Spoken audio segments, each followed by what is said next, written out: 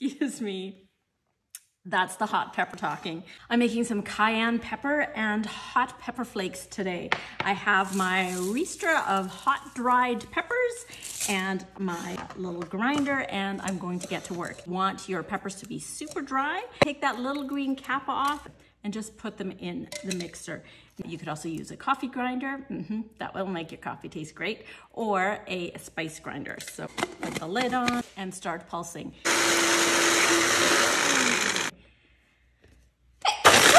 Yeah, there's a lot of pepper in there. I'm gonna use a sieve and separate the fine powder and the larger flakes. Oh,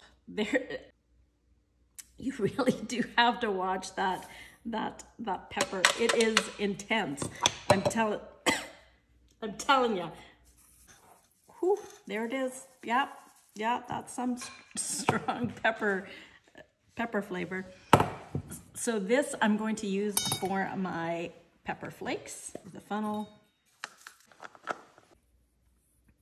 This will be the spiciest cayenne pepper you have had. It is so fresh. It is so hot. It is so delicious. That's why I bother doing this. Of course, you can buy it in the store, but treat yourself. We are set. Be sure to follow and subscribe for more seasonal tips and recipes.